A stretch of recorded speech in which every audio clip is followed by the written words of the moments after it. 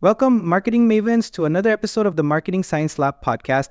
I'm Alex, and today we're diving deep into a topic that's been buzzing in boardrooms and brainstorming product sessions everywhere. And I'm Sophie. Get ready to have your minds blown because we're about to challenge everything you thought you knew about customer experience. That's right, we're tackling the holy grail of modern marketing, the pursuit of frictionless customer experiences. But hold on to your hats, folks, because a groundbreaking study in psychology marketing is turning this concept on its head. Oh, I love a good plot twist. So what's the scoop? Well, it turns out that friction in customer experiences isn't always the villain we've made out to be. In fact, sometimes it might just be the secret sauce to creating memorable, valuable experiences for our customers. Wait, what?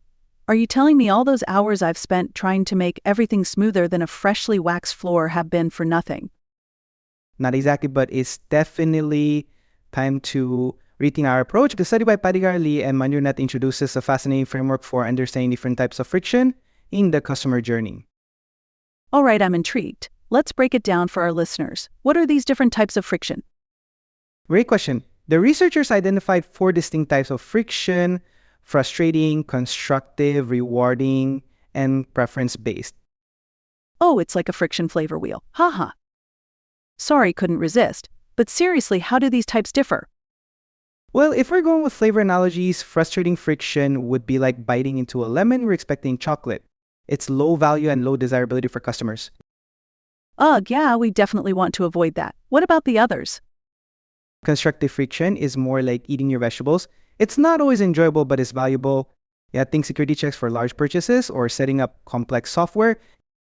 Ah, I see. So it's the good for you kind of friction. And rewarding friction? That's the sweet spot, high value and high desirability. It's like baking your own cake. There's effort involved, but the end result is incredibly satisfying. Oh, I love that. It reminds me of the IKEA effect. You know, how people value furniture more when they've assembled it themselves? Exactly. That's a perfect example of rewarding friction. And finally, we have preference-based friction, which is low value but high desirability. It's like browsing through a dessert menu when you're already full.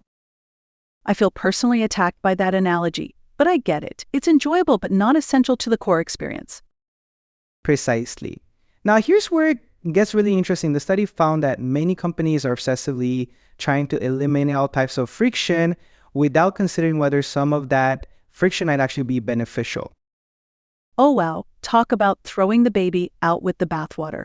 So how can marketers use this knowledge to improve their customer experiences?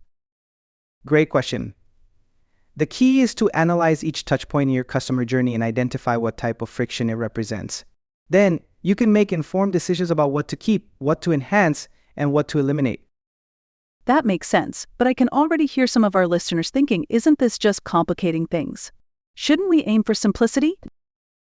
It's a valid concern, but here's the thing: simplicity doesn't always equal value.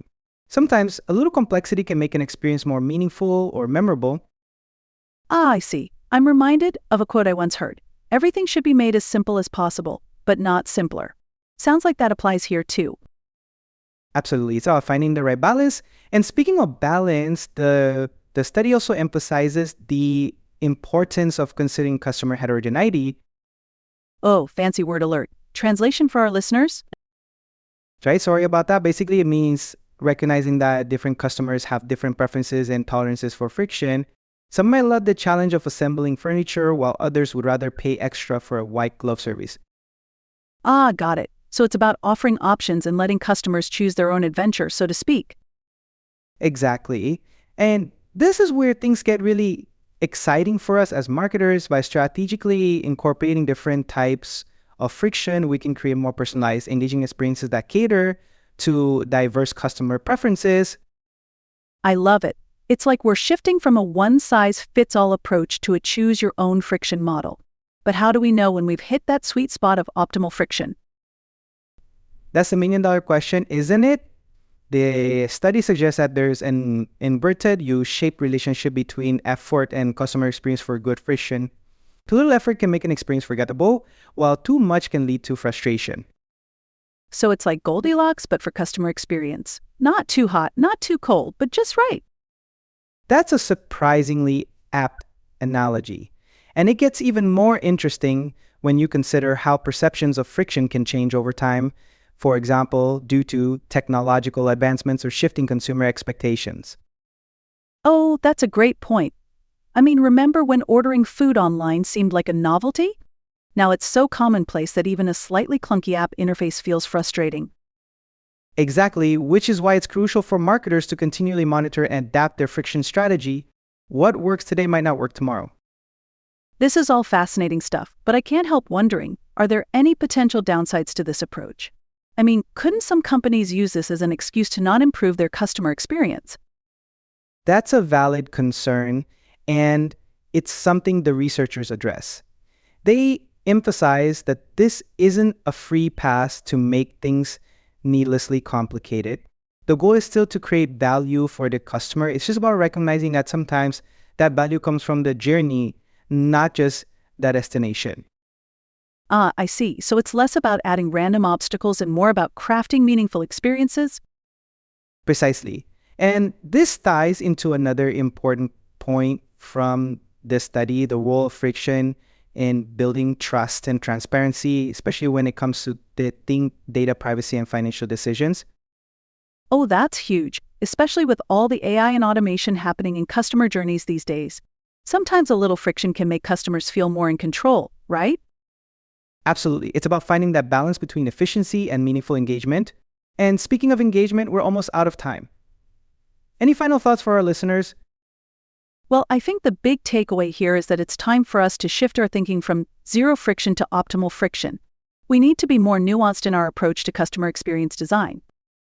So, marketing maestros out there, here's your challenge. Take a fresh look at your customer journey. Where can you add a dash of rewarding friction? How can you use constructive friction to build trust?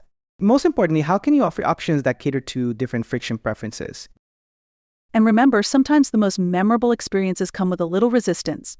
After all, diamonds are formed under pressure. And on that sparkling note, we'll wrap up today's episode. Thanks for tuning in to the Marketing Science Lab podcast. If you enjoyed this friction-filled discussion, don't forget to subscribe and leave us a review. And hey, why not create a little rewarding friction for yourself? Share this episode with a colleague and debate which type of friction your company's customer experience represents. Trust us, it's a conversation starter. Until next time, keep experimenting, stay curious, and remember, not all friction is created equal.